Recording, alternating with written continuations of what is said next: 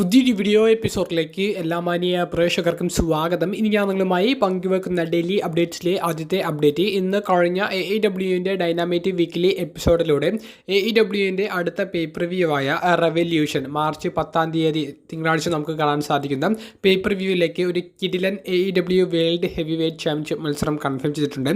നിലവിലെ AEW world ചാമ്പ്യനായ John Moxley WWE hall of ഫെയിമറും മുൻ TNT ചാമ്പ്യനും ആയിരുന്ന കോപ്പ് അഥവാ എഡ്ജ് താരത്തിനെതിരെയാണ് ടൈറ്റിൽ ഡിഫെൻഡ് ചെയ്യുന്നത്.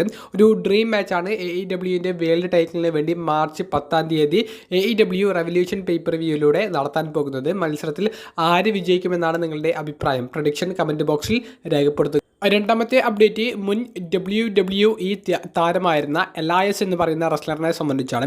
എലൈസ് WWEയിൽ നിന്ന് റിലീസ് ചെയ്യപ്പെടുന്നത് 2023 2023 താരത്തെ റിലീസ് ചെയ്തതിന് ശേഷം താരം എങ്ങോട്ട് എന്നുള്ളൊരു ചോദ്യം വലിയ ചോദ്യമായിരുന്നു. എലൈസ് അതിനുശേഷം ചില ഇൻഡിപെൻഡൻറ്റ് റെസ്ലിംഗ് കമ്പനികളിലൊക്കെ പോയി വർക്ക് ചെയ്തു എന്നുണ്ടെങ്കിൽ പോലും മേജർ കമ്പനികളുമായിട്ട് എലൈസ് ഇതുവരെ ഒരു കോൺട്രാക്റ്റ് സൈൻ ചെയ്തിട്ടുണ്ടായിരുന്നില്ല. എന്നാൽ 2 ആഴ്ച മുൻപ് ഒരു റൂമർ പുറത്തേക്ക് വന്നു. എലൈസ് AEW ഓണറായ ടോണി ഖാൻ്റെ കീഴിലുള്ള ROH ഈ 2 കമ്പനികൾക്ക് വേണ്ടിയിട്ട് ഒരു കോൺട്രാക്റ്റ് സൈൻ ചെയ്തിട്ടുണ്ടെന്നുള്ള ഒരു റൂമറാണ് പുറത്തേക്ക് വന്നത്.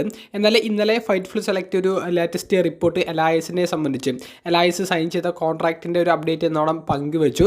എലൈസ് ഇതുവരെ ഒരു കമ്പനിയുമായിട്ടും കോൺട്രാക്റ്റ് സൈൻ ചെയ്തിട്ടില്ല. AEW റെസ്ലേഴ്സുമായിട്ട് എലൈസ് ഒരു വീഡിയോ ചെയ്യാനുള്ള കാരണം അത് അവരുമായിട്ടുള്ള ഒരു ഫ്രണ്ട്ഷിപ്പിൻ്റെ പുറത്താണ്. AEW റെസ്ലേഴ്സുമായിട്ടുള്ള ഒരു വീഡിയോ ചെയ്തതിന് ശേഷമാണ് എലൈസ് AEWയുമായിട്ട് ഒരു കോൺട്രാക്റ്റ് സൈൻ ചെയ്തുള്ള ഒരു റൂമറൊക്കെ പുറത്തേക്ക് വന്നത്. എന്നാൽ ആ വീഡിയോയും കോൺട്രാക്റ്റും തമ്മിൽ യാതൊരുവിധ ബന്ധവുമില്ലെന്നും എലൈസ് ഇതുവരെ ഒരു മേജർ കമ്പനിയുമായിട്ടും കോൺട്രാക്റ്റ് സൈൻ ചെയ്തിട്ടില്ല എന്നുള്ളതും ഫൈറ്റ്ഫുൾ സെലക്ട് റിപ്പോർട്ട് ചെയ്യുന്നുണ്ട്. WWEയിൽ എലൈസിന് ഒട്ടനവധി ആരാധകരുണ്ടായിരുന്നു. പക്ഷേ എലൈസിന് ഒരു മിഡ് കാർഡ് ലെവലിൽ നിന്നുള്ള സ്റ്റോറികൾ കിട്ടുന്നു എന്നുള്ളതിൽ ഉപരി ഇടയ്ക്ക് ജോബർ ലെവലിലും പോയിരുന്നു. അതിലുപരി മറ്റൊന്നും WWEയിൽ താരത്തിന് നേടിയെടുക്കാൻ സാധിച്ചിരുന്നില്ല. ക്യാരക്ടറൊക്കെ അതിഗംഭീരമായിരുന്നു. അദ്ദേഹത്തിൻ്റെ ക്യാരക്ടർ വർക്കായിരുന്നു റിങ്ങിലെ ടാലൻറ്റിനേക്കാൾ കൂടുതൽ ആളുകൾക്ക് ഇഷ്ടപ്പെട്ടത്. പക്ഷേ WWEയിൽ വേണ്ടത്ര ശോഭിക്കാനോ വേണ്ടത്ര ടൈറ്റിൽ വിജയങ്ങൾ നേടിയെടുക്കാനോ സാധിച്ചില്ല. മൂന്നാമത്തെ അപ്ഡേറ്റ് ജാഡ് ഗേബിളിനെ സംബന്ധിച്ചാണ്.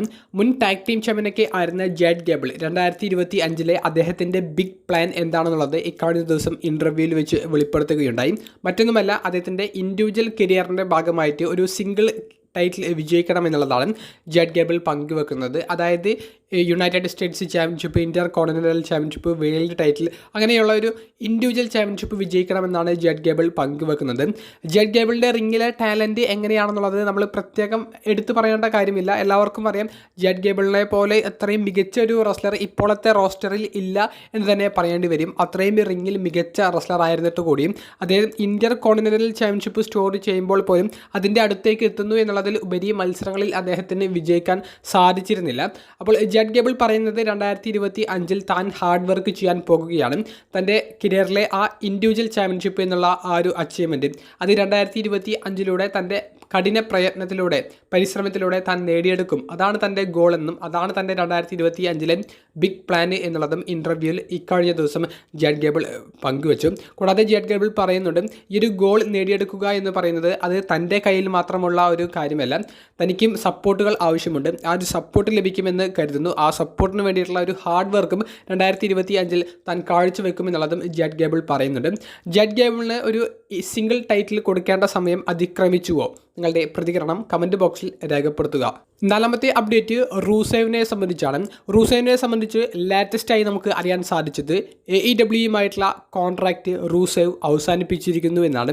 AEWയിൽ നിന്ന് പുറത്തേക്ക് വരാൻ വേണ്ടി കഴിഞ്ഞ വർഷം തന്നെ റൂസേവ് പഠിച്ച പടി 18 നോക്കിയിട്ടുണ്ടായിരുന്നു. എന്നാൽ ടോണി ഖാൻ താരത്തെ കോൺട്രാക്റ്റിൽ നിന്ന് റിലീസ് ചെയ്യാതിരിക്കാനുള്ള എല്ലാവിധ വഴികളും നോക്കിയിട്ടുണ്ടായിരുന്നു. എന്നാൽ ഇപ്പോൾ കോൺട്രാക്റ്റിൽ നിന്ന് റിലീസ് ചെയ്യേണ്ട ഒരു സമയം ആയി. അപ്പോൾ റൂസേവ് ഈ കോൺട്രാക്റ്റിൽ നിന്ന് പുറത്തേക്ക് വരുന്നതിലൂടെ ഒരു കാര്യം വ്യക്തമാണ്, റൂസേവ് WWEയിലേക്ക് വരും, റിട്ടേൺ ചെയ്യുമെന്നുള്ളത് ഏകദേശം ഉറപ്പായിട്ടുണ്ട്. അതിനു വേണ്ടിയിട്ടാണ് 2024 റൂസേവ് റിലീസ് ആവശ്യപ്പെട്ടത്. അദ്ദേഹം WWE നിന്ന് ആ ഒരു സമയത്ത് കിട്ടിയിരുന്ന ആ ഒരു പരിഗണന അതുപോലും AEWയിൽ അദ്ദേഹത്തിന് കിട്ടിയിട്ടുണ്ടായിരുന്നില്ല. TNT ചാമ്പ്യൻ ആക്കി എന്നുള്ളതിൽ ഉപരി പിന്നീട് ഒരു സ്റ്റോറി പോലും, ഒരു മത്സരം പോലും കൃത്യമായിട്ട് റൂസേവ് അഥവാ മിറോ എന്ന് പറയുന്ന ക്യാരക്ടറിന് AEWയിൽ ടോണി ഖാൻ കൊടുത്തിരുന്നില്ല. അതുകൊണ്ട് തന്നെ കമ്പനിക്ക് പുറത്തേക്ക് വരാൻ താരം എല്ലാവിധത്തിലുള്ള ശ്രമങ്ങൾ നടത്തിയിരുന്നു. 2025 ഇക്കഴിഞ്ഞ 2 ദിവസങ്ങൾക്ക് മുൻപാണ് റൂസേവിന് അത് നേടിയെടുക്കാൻ സാധിച്ചത്. റിക്കി സ്റ്റാർക്സ് ഒക്കെ NXTയിലേക്ക് ഒരു സർപ്രൈസ് ഡെബ്യൂ നടത്തിയ പോലെ റൂസോവിൻ്റെ ഒരു സർപ്രൈസ് റിട്ടേണും മെയിൻ റോസ്റ്റർ ബ്രാൻഡായ റോയിലേക്കോ സ്മാക്ഡൗണിലേക്കോ നമുക്ക് ഇനി വരുന്ന മാസങ്ങളിൽ പ്രതീക്ഷിക്കാം. അവസാനമായി പങ്കുവെക്കാനുള്ളത് സൂപ്പർ താരമായ റോമൻ റെയിൻസിനെ സംബന്ധിച്ചാണ്. റോമൻ റെയിൻസിൻ്റെ എലിമിനേഷൻ ചേംബർ സ്റ്റാറ്റസ് ആണ് പങ്കുവെക്കുന്നത്. എലിമിനേഷൻ ചേംബറിൽ റോമൻ റെയിൻസ് അപ്പിയർ ചെയ്യുന്നില്ല എന്നുള്ളത് നമുക്ക് മനസ്സിലായിട്ടുണ്ട്.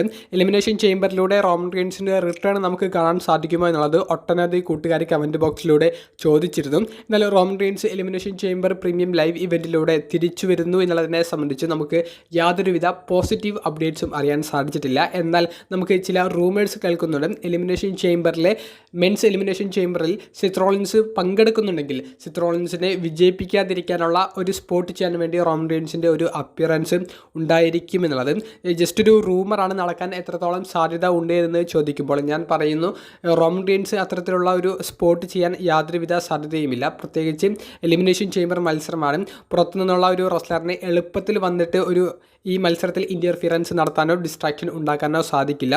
കൂടാതെ റോമൻ റെയിൻസിൻ്റെ ആവശ്യം ഈ മത്സരത്തിനില്ല. ഓൾറെഡി ജോൺ സിന, CM പങ്ക്, ഡ്രൂ മാക്കൻഡയർ അങ്ങനെയുള്ള സൂപ്പർ താരങ്ങളെ കൊണ്ട് ഇപ്പോൾ ആ ഒരു ഷോ സ്റ്റാക്കായി കഴിഞ്ഞിട്ടുണ്ട്. അപ്പോൾ റോമൻ റെയിൻസിനെ മറ്റൊരു ഷോയിലേക്ക്, അതായത് ഇനിയിപ്പോൾ വരുന്ന വീക്ക്ലി എപ്പിസോഡിലേക്ക് ഇട്ട് സ്റ്റോറി ബിൽഡ് ചെയ്യുക എന്നുള്ളതിൽ ഉപരി റോമൻ റെയിൻസിനെയും കൂടി ഉൾക്കൊള്ളിച്ചുകൊണ്ട് എലിമിനേഷൻ ചേംബർ സ്റ്റാക്ക് ആക്കേണ്ട ആവശ്യമില്ല.